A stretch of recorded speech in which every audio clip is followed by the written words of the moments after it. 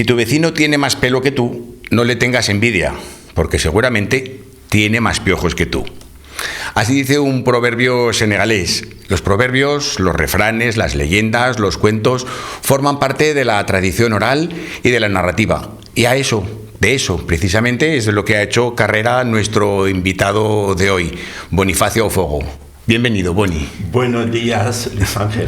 Bienvenido también. Encantados de tenerte aquí en nuestro aula eléctrica. Para empezar, hemos hablado de un proverbio senegalés que además abre tu página web. Sí. ¿Por qué es para ti tan importante la narrativa oral? Mira, es que yo puedo hablar de eso con mucha pasión. La gente va a decir, claro, como él vive del cuento, ¿no? Pero somos seres humanos, seres de palabra, venimos de allí. Son nuestras raíces, la palabra oral. Cuando nace un ser humano, un bebé, primero le canta, su mamá le canta a las nanas, luego de pequeño le cuenta historias. Más tarde aprenderá a leer y a escribir, pero lo primero tiene que aprender a hablar. Es decir, nosotros, los seres humanos, nos comunicamos por medio de la palabra oral. Y desde que el ser humano sabe hablar, hace 7.000 años, se ha contado siempre historias más o menos ciertas.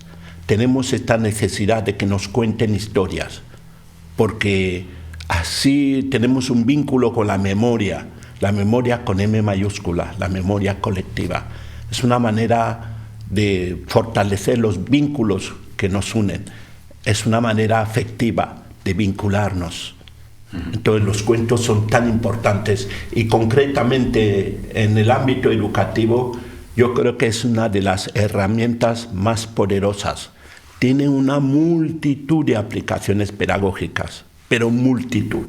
Desde la animación a la lectura, desde fomentar la escucha, desde la educación para las emociones. O sea, hoy en día, por ejemplo, vemos que los chavales, este lado emotivo parece como que está tapiado, ¿no? O sea, no estamos fallando allí, porque los chavales y las chavalas se están criando, descuidando este lado que es tan importante, la capacidad de empatía.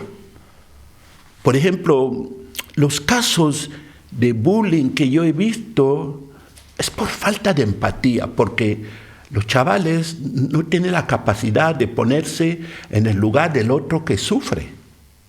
Y los cuentos ayudan para eso. Has dicho cosas muy, muy interesantes. Has hablado sobre todo de la importancia del cuento, de la narrativa desde el aspecto pedagógico. Vamos a ganarnos algún enemigo, como nuestra audiencia fundamentalmente son maestros, maestras. Aquí en España es muy habitual que las clases de infantil comiencen con los niños y niñas sentados en un corro con la asamblea, contando sus vivencias del día anterior, sus expectativas, la anticipación de lo que van a hacer ese día. Sin embargo, cuando llegan a primaria, eso desaparece, se nos olvida. ¿Cómo convencerías tú a esos docentes de primaria, de secundaria y de bachillerato de la importancia de esa asamblea, de esa narrativa oral? Es un momento tan importante, yo no entiendo por qué desaparece esta sana costumbre. Para mí debería conservarse siempre. Cuando los seres humanos se juntan, surgen conflictos necesariamente, porque somos seres muy complejos. Y normalmente tiene que haber un espacio-tiempo dedicado. Mira, por ejemplo, en la cultura africana. Todos los problemas que surgen, que hay, se resuelven debajo del árbol de la palabra. Hay un árbol en cada aldea, bautizado así, porque la gente cuando tiene que abordar un conflicto de la comunidad, toda la comunidad, toda la tribu está allí, a la sombra del árbol de la palabra, para hablar, y se habla, todo se habla. Yo tengo una crítica hacia la cultura occidental. Hay muchos temas tabúes. Hay muchos temas que pertenecen al ámbito de lo privado, o temas que son secretos a voces. No se puede hablar. En la cultura africana todo se habla. no hay tabú. Y nos evitamos sesiones de psicólogos. Porque todo se habla. Mira, por ejemplo, cuando muere una persona, el funeral dura 2 días. Ahí se habla, se rinde homenaje al difunto. Todo el mundo, si tenía algo que decirle al difunto, se lo dice en este momento, o a los herederos. Entonces, la costumbre de la asamblea es una costumbre que tendría que conservarse hasta bachillerato. Es decir, que haya un momento, un lugar, incluso dentro de la propia escuela, cuando hay un problema, se puede convocar una asamblea. Oye, vamos a ver qué pasa aquí, qué está pasando en esta escuela, en ese instituto. Ahí todo el mundo levanta la mano y habla. Y esto va también con la capacidad de escuchar, esperar tu turno de palabra, respetar a los demás que están hablando. Y no estar allí quitándose la palabra unos a otros o utilizando la palabra como si fuera un arma arrojadiza. No, cada uno tiene que saber que el uso de la palabra es una responsabilidad. Cuando uno toma la palabra en público, debe saber que tiene un arma de doble filo. O sea, puede construir un monumento con las palabras, pero también puede destruir un imperio con las palabras. Tú además sabes muy bien de lo que estás hablando, porque al margen de tu currículo, del que hablaremos ahora en lo que es tu narrativa, ¿no? Tu trabajo como contador de historias, también trabajas como mediador intercultural. De hecho, tienes un máster en mediación intercultural y, por tanto, sabes lo importante, el poder de la palabra en esta resolución de conflictos. Sí, yo creo que los seres humanos debemos llegar a un consenso. El mundo está sucio. El mundo en el que vivimos está sucio. La palabra oral, que es capaz de cosas increíbles, está en crisis. Hemos perdido la capacidad de escucharnos, por tanto de dialogar. Muchos de los conflictos, muchos de los problemas que tenemos hoy en el mundo se derivan de allí. Entonces tenemos que primero recuperar la cultura de la palabra, de la escucha, de la comunicación. Nos hemos embarcado en un sucedáneo de comunicación virtual. Cada uno de nosotros tiene miles de amigos en las redes sociales, pero ¿desde cuándo no ha quedado con uno de ellos simplemente para hablar? Entonces creemos que somos multitudes cada vez más solitarias. Entonces tenemos que sensibilizarnos como seres humanos, que formamos una familia realmente. Somos una familia. Los seres humanos enteros, del mundo entero, somos una familia. Más allá de la diferencia entre los colores de piel, las religiones, somos una familia, somos una comunidad. Entonces tenemos que tomar conciencia de que ahí tenemos una herramienta que estamos descuidando, estamos abandonando, y de ahí se derivan muchos problemas. Importante lo que dices, y ojalá, aunque nuestra audiencia generalmente son mayoritariamente docentes, ojalá algún político también escuchara estas palabras que bueno, de eso hablaremos un poquito después. Hemos comentado que tienes un máster en mediación intercultural, pero lo fuerte de tu currículum, que es muy extenso, es que eres licenciado en Filología Hispánica por la Universidad de Yaoundé, en Camerún, maîtrise de Literatura Hispanoamericana por la Universidad Paul Valéry de Montpellier, y tienes un doctorado en Filología Hispánica, también de Literatura Hispanoamericana, por la Complutense de Madrid. Sí. ¿Qué le lleva a un joven de Camerún de habla francófona a volcarse tanto, a apasionarse por la cultura hispana y por las letras hispanas? Mira, Luis Ángel, yo siempre he sido un pionero. De hecho, cuando nadie hacía algo, yo me ponía. Por ejemplo, cuando yo empecé a contar cuentos, la gente me decía, pero ¿cómo? Mira, nadie es perfecto. Y no te rías de lo que yo te voy a decir. De adolescente me gustaba mucho Julio Iglesias. Bueno, has dicho que nadie es perfecto. Nadie es perfecto. Me gustaba Julio Iglesias y nos llegaban allá a Camerún, nos llegaban sus canciones en francés. pero yo tenía la necesidad de poder entender sus canciones en español. Este fue el principal motivo de que yo me pusiera a estudiar español y luego al ir a la universidad elegir filología hispánica. Que Julio Iglesias, si me ve, oye, gracias Julio. Entonces no se llevaban los memes, ahora a lo mejor saldría la foto de Julio Iglesias y diría, aprenderás español y lo sabes, ¿no? Has escrito unos cuantos libros y el primero de ellos es curioso porque es Una vida de cuento. ¿La tuya es una vida de cuento o es una vida de LP, gracias a Julio Iglesias?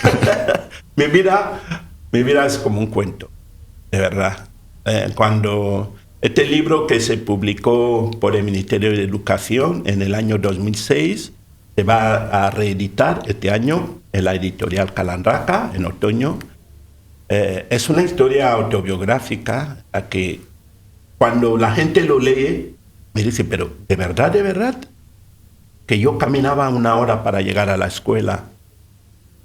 Yo comía 1 vez al día, pero yo considero que mi infancia fue la etapa más feliz de mi vida.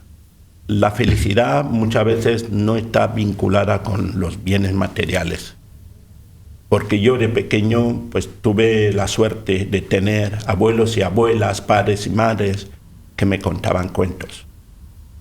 Entonces, por eso mi vida es como un cuento. Importante eso que dices. Sí. Después has escrito una trilogía, El elefante que perdió su ojo, A paso de tortuga, El león candinga, todos Sí. con nombre de animal. Correcto. Y ahora te has pasado a otros animales de 2 patas, te has pasado a la novela con El imperio de los cautivos, en el que haces una crítica de la sociedad africana, del imperialismo, de esos políticos que hemos mencionado antes, Sí. de esos buitres de 2 patas, ¿no? El imperio de los cautivos es una trilogía novelesca. Ya salieron la primera parte con el subtítulo Pretérito Imperfecto. Por cierto, está aquí en la librería Cálamo de Zaragoza, allí lo presenté, quedan algunos ejemplares. En otoño va a salir la segunda parte, que se va a llamar Presente Continuo, y el próximo año la última parte, que se llamará Condicional. Bueno, el público se habrá dado cuenta de que son tiempos verbales. El pasado de África, la historia de África, lo que está pasando ahora. No podemos hablar de futuro, por desgracia, entonces tenemos que hablar de condicional. Intento dar respuesta de por qué África es el continente más rico con la gente más pobre. Los africanos somos los primeros responsables, porque los líderes no son nuestros líderes, son agentes de servicios secretos extranjeros, son farsantes, son títeres colocados a dedo por multinacionales o por potencias extranjeras, porque nuestros líderes están o en el cementerio o en el exilio. Entonces ellos son los que gobiernan África, son los primeros responsables de lo que está pasando, de que tengan que venir ejércitos de hambrientos, náufragos a trabajar aquí recogiendo fruta o simplemente porque aquí por lo menos pueden comer, en África no, siendo el continente más rico con la gente más pobre. Entonces, con un tono muy ácido, muy crítico, intento desmontar, deconstruir la historia colonial y neocolonial de África. En que un 20% de la población del mundo concentra las riquezas y el 80% sí, adolece de ellas. Por ¿no? desgracia, esa tendencia va increciendo.